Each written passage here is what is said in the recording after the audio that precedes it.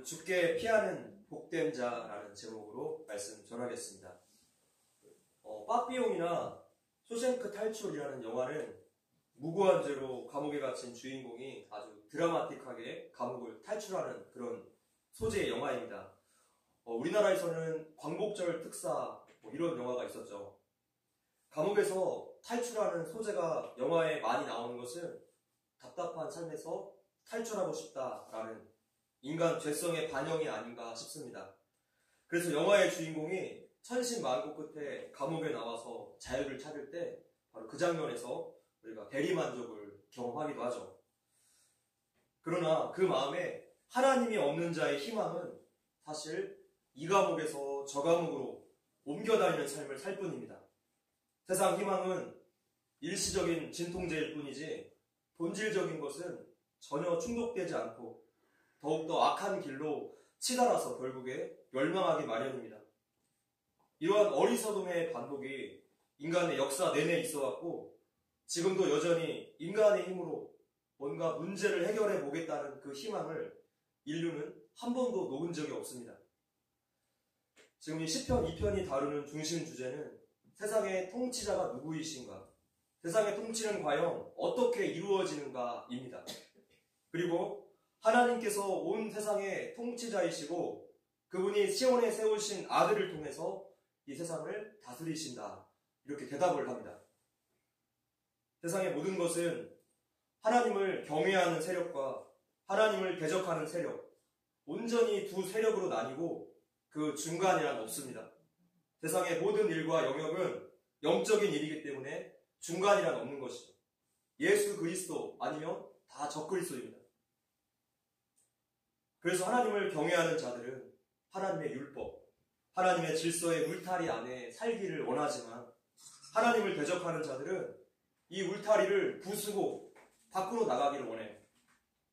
그래서 세상에 나타나는 모든 육신의 열매들은 바로 말씀의 울타리를 넘어갔기 때문에 나타나는 현상들이죠. 하나님의 울타리가 진짜 자유이다 라는 제목으로 지난 시간 1절부터 4절까지 말씀을 전했습니다. 하나님을 대적하는 인간의 행동들을 보시고 하나님은 비웃으시고 진노하십니다.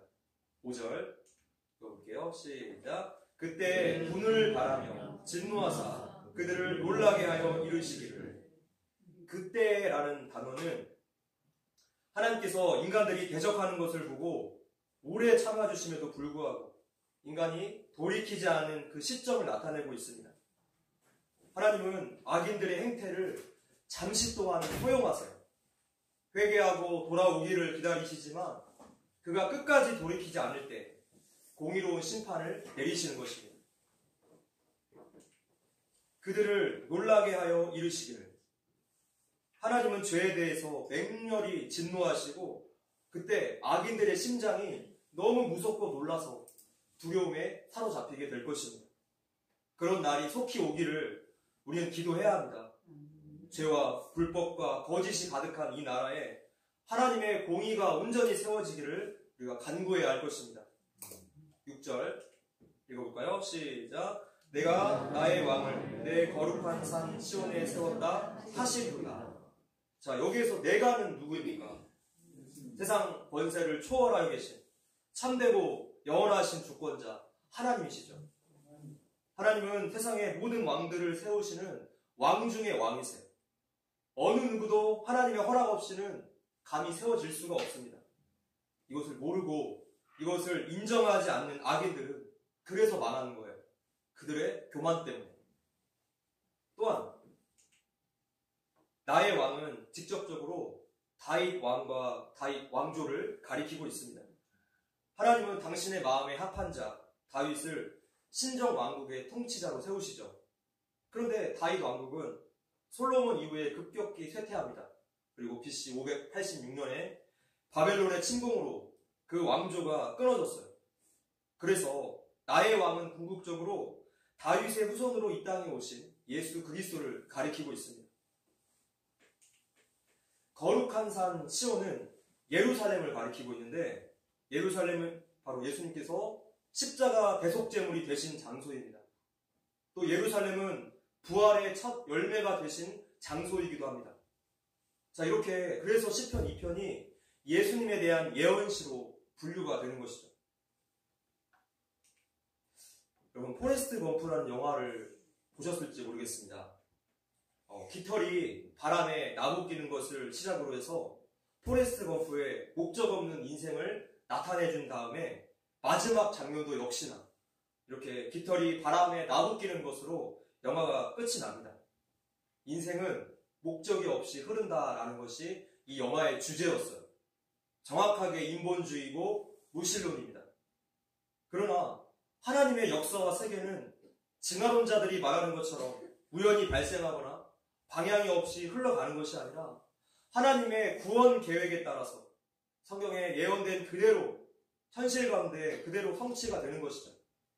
우리는 소요리 문답에서 하나님의 작정이라는 챕터에서 이것을 우리가 배웠습니다. 이러한 하나님의 섭리를 믿고 붙들며 상황에 상관없이 성도는 평안을 누릴 수 있게 됩니다. 그것이 성경이 말씀하는 믿음이라고 할 수 있습니다. 우리 성도의 삶은 하나님의 보이지 않는 손에 붙들려 있는 줄을 믿으시기 바랍니다. 하나님께서 당신의 백성들을 그냥 내버려 두지 않으세요. 반드시 구원해 내십니다. 당신의 공의를 세워나가십니다. 하나님은 대적들이 끊어버리려고 했던 하나님의 구원 계획을 예수 십자가의 죽음과 부활을 통해서 온전히 이루시고 믿음으로 이제 성도들에게 오늘날까지 계속 이어지게 만드십니다. 7절입니다. 시작. 내가 여호와의 명령을 전하노라. 여호와께서 내게 이르시되 너는 내 아들이라. 오늘 내가 너를 낳았도다. 너는 내 아들이라. 자, 이것은 다윗 언약을 말씀하는 건데 하나님께서 다윗에게 약속을 하실 때 그의 뒤를 이어서 그 몸에서 태어날 자식을 아들로 삼겠다 이렇게 말씀하셨어요. 이 예언은 1차적으로 솔로몬에게 성취가 되었고 예수 그리스도로 완성됩니다. 낳았다라는 것은 출생을 말하는 것이 아니라 하나님께서 선택하신 것을 뜻해요. 선택. 우리가 수요 로마서 강의 때 선택에 대해서 계속 다루었습니다. 1차적으로 솔로몬도 하나님께 선택이 되었기 때문에 이스라엘의 왕이 된 것이고 세상의 모든 권위가 이렇게 하나님의 선택에 의해서 나온다는 것을 우리가 기억해야 하겠습니다. 왕 같은 제사장인 성도 또한 하나님께 택함 받은 자들이에요. 그런데 하나님의 택함에는 하나님의 주권 외에 다른 어떤 이유가 없습니다. 우리의 노력이나 우리의 선행, 자질 등이 하나님의 어떤 선택에 영향을 미칠 수가 없습니다. 하나님의 선택은 에베소서 4장 1장 4절 말씀처럼 그리스도 안에서 창세 전부터 있었기 때문에 영향을 미칠 수 있는 것이 없는 거예요. 그래서 성도의 구원은 온전히 하나님의 은혜인 것이고 우리의 신앙생활에 대해서 자랑할 만한 것이 1도 없습니다. 하나님이 믿음을 주셨고 그 믿음을 또 성장시켜 주시고 여기까지 인도해 주셨습니다. 영화의 자리에 이르길 때까지 택한 성도들을 한 사람도 실패하지 않으시고 견인해 나가세요. 그래서 우리가 하나님께 드릴 수 있는 것은 오직 한 가지예요. 무한 감사밖에 없습니다. 내가 한 것은 아무것도 없습니다. 나는 아무것도 아닙니다. 하나님이 다 하셨어요. 할렐루야. 이것을 온전히 인정하는 신앙이 되어야 할 것입니다. 8절 시작. 내게 구하라. 내가 이방 나라를 내 유업으로 주리니 내 소유가 땅끝까지 이르리로다. 자, 역사상 다윗의 후손들에 의해서 이방 모든 나라가 이스라엘의 소유가 된 적은 한 번도 없었죠. 그래서 이 약속은 예수님에 의해서 성취되는 나라를 뜻해요. 창세기 12장에서 하나님께서 아브라함을 선택하셔서 이방 땅 우르에서 불러내시고 그와 언약을 맺으실 때 땅의 모든 족속이 너를 인하여 복을 얻을 것이다 이렇게 약속하셨죠. 이 약속이 아브라함의 후손으로 오신 예수님을 통해서 이루어지는데 사도행전 1장 8절 말씀처럼 오직 성령이 너희에게 임하시며 너희가 권능을 받고 예루살렘과 온 유대와 사마리아와 땅끝까지 이르러 내 증인이 되리라 하시니라. 지금 하나님의 약속이 신구약을 넘어서 계속 이어지고 있음을 우리가 확인해 볼 수 있습니다. 각자가 보내어진 삶의 터전에서 복음의 증인들로 서 계십니까? 복음이 아직 전해지지 않은 나라가 어디일까 한번 생각을 해봤어요. 지금 5지까지 대부분 복음이 다 들어갔다고 하는데 다른 차원에서 한번 생각을 해봤습니다. 이슬람 국가, 공산 국가만 지금 남은 것 같습니다. 지리적으로 가까이 있을 수도 있겠지만 그들은 국가의 통제를 받기 때문에 예수 복음을 일체 들을 수 없습니다. 북한과 중국의 이야기 아닙니까? 우리가 공산화로 지금은 굉장히 힘든 지경에 있겠지만 하나님께서 복음 사명을 주신 그 나라임을 생각해 볼 때 우리 한국교회가 회개하면서 복음 사명 회복하는 그날 공산 국가가 무너지고 그들에게까지 복음을 전할 수 있는 날이 올 것을 믿습니다. 실제로도 세계의 모든 공산 또 독재 국가들이 현재 경제적으로 굉장히 어렵고 질이 멸렬하고 있음을 해외 뉴스들을 통해 우리가 보고 있습니다. 그들의 악행의 끝이 다가오고 있어요. 러시아와 중국과 북한, 이슬람 국가 그들이 복음의 땅끝입니다. 할렐루야. 아멘. 9절 그리고 읽어볼게요. 시작.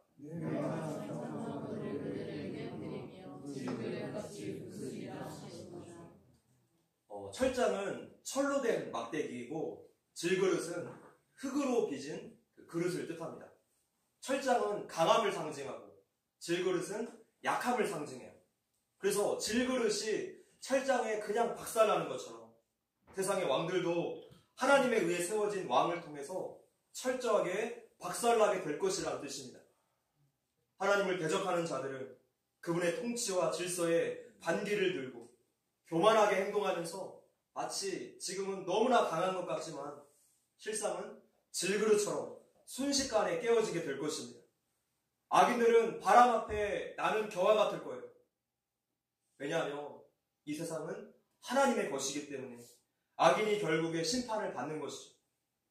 지금은 잠시 악인들이 기승을 부리지만 하나님의 그 기가 막힌 섭리의 타이밍 앞에 마치 없었던 일처럼 회복하게 될 것입니다. 모든 성도들은 회개하면서 거룩에 힘써야 하고 하나님이 개입하실 그때를 기도하며 기다려야 하겠습니다. 모든 사람들이 세상의 참된 통치자이신 하나님을 알고 그분을 인정해야 할 것입니다. 10절 읽어볼게요. 시작. 그런즉 군왕들아 너희는 지혜를 얻으며 세상의 재판관들아 너희는 교훈을 받을지어다. 지금 시인이 교훈을 받으라 라고 말씀하는 대상이 누구입니까? 하나님을 대적하고 있는 교만한 자들이에요.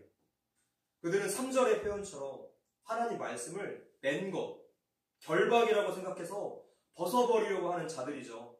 하나님 말씀 인정하지 않고 업신여기는 자들을 뜻합니다. 세상의 재판관들아 너희는 교훈을 받을지어다. 세상의 재판관들이 지금 얼마나 판결을 굳게 합니까? 목적을 위해서라면 수단 방법 가리지 않는 그 무도함을 우리가 보고 있습니다. 검찰이 짜집기한 거짓 증거를 내놓지 않나? 판사가 변호사를 감치하지를 않나? 경찰이 시민을 계단 위로 던져서 중태에 빠지게 하지 않나? 권력자들이 법을 아무렇지도 않게 여기고 거짓으로 속이는 공산주의 사회에서나 볼 수 있는 모습들을 우리가 매일매일 뉴스를 통해서 보고 있는데 여기에 대해서 아무런 거부감이나 아무런 문제를 못 느낀다면 굉장히 심각한 상태라는 거예요. 권력자들은 권력을 주신 하나님을 두려워함이 마땅합니다. 그분이 통치자이시고 심판자이시기 때문이에요. 시편 2편 11절 시작. 여호와를 경외함으로 섬기고 떨며 즐거워할지어다. 떨면서 즐거워한다는 것은 모순된 말이죠. 공포와 기쁨이 공존할 수 있을까요? 보통은 불가능한데 오직 한 대상에게는 그것이 가능해집니다. 바로 우리 하나님이세요. 경외하는 것이 바로 그런 것입니다. 하나님을 두려워하고 사랑하는 마음이 공존하는 상태. 두려워하고 사랑하는 마음. 잠언 1장 7절 말씀에 읽어볼게요. 시작. 여호와를 경외하는 것이 지식의 근본이오늘 미련한 자는 지혜와 훈계를 멸시하느니라. 하나님을 경외하는 것이 모든 인간의 본분이고 복을 얻을 수 있는 길입니다. 하나님은 지금 이 말씀을 당신을 대적하는 악인들에게까지 주고 계세요. 이런 악인들에게조차도 하나님은 구원의 길을 알려주고 계십니다. 우리 하나님은 오래 참으시고 긍휼이 정말 풍성하신 하나님이십니다. 존 버녀는 경외함의 진수라는 책에서 이렇게 말했어요. 하나님을 경외하는 태도는 말씀을 자기 영혼 속에 받아들이는 정도에 비례한다. 많이 받아들이며 많이 경외하는 것이고, 조금 받아들이며 조금 경외하게 될 것이며, 전혀 받아들이지 않으며 하나님을 전혀 경외하지 않을 것이다. 하나님의 말씀을 모르고 받아들이지 않으며 하나님을 경외할 수 없습니다. 성령님은 바로 하나님 말씀을 통해서 하나님이 어떤 분이신지를 알려주시고 우리에게 경험하게 만드세요. 성경은 우리에게 기분 좋게 해주고 세상에서 형통하게 해주는 것이 목적이 아니라 하나님의 성품과 그분의 사역, 또 우리를 향하신 그분의 뜻이 무엇인가를 알려주는 책이에요. 우리 인생 사용 설명서입니다. 말씀 가까이에 붙어 있어야 우리는 하나님을 향한 참된 경외감으로 충만해질 수 있을 것입니다. 할렐루야. 12절입니다. 시작. 그의 아들에게 입맞추라. 그렇지 아니하면 진노하심으로 너희가 길에서 망하리니 그의 진노가 급하심이라. 여호와께 피하는 모든 사람은 다 복이 있도다. 아멘. 입을 맞춘다는 것은 고대 근동에서 상대방의 발에 입을 맞추는 그 풍습을 뜻합니다. 종의 예를 갖추어서 아주 철저하게 복종한다라는 의미예요. 오직 구원의 한 길이신 예수 그리스도를 믿고 그분께 순종하는 삶이 아니며 하나님의 심판에서 벗어날 수 있는 방법은 없습니다. 저 종교도 구원이 있고 이 종교도 구원이 있으니 우리 다 같이 연합하자. 이런 주장은 한마디로 우리 다 같이 망하자, 우리 다 같이 심판받자 라는 뜻과 똑같습니다. 예수 외에 다른 이름을 우리에게 주신 일이 없기 때문이에요. 한국교회 안에 종교다원주의가 대부분 장악했습니다. 성도 여러분, 분별하시고 경계하셔야 합니다. 아무 설교나 들으시면 안 됩니다. 하나님은 자비로우시고 노하기를 더디하시는 분이시지만 하나님의 긍휼을 멸시하는 자에게는 하나님의 진노의 심판이 순식간에 떨어져서 멸망하게 될 것입니다. 여호와께 피하는 모든 사람은 다 복이 있도다. 할렐루야. 말씀을 맺겠습니다. 시편 2편은 우리 성도에게 있어서 가장 기본적이면서도 본질적인 복음의 선포입니다. 하나님이 창조주, 통치자이시고 그분이 정하신 율법, 예수 그리스도 안에서 구원을 얻으라. 그분을 경외하고 그분의 법에 순종하라는 것입니다. 세상이 어지러우면 어지러울수록 우리는 기본으로 돌아가는 것이 가장 중요합니다. 우리의 통치자는 누구십니까? 우리의 기준은 무엇입니까? 하나님과 그분의 말씀입니다. 부지런히 확인하고 주께로 날마다 피합시다.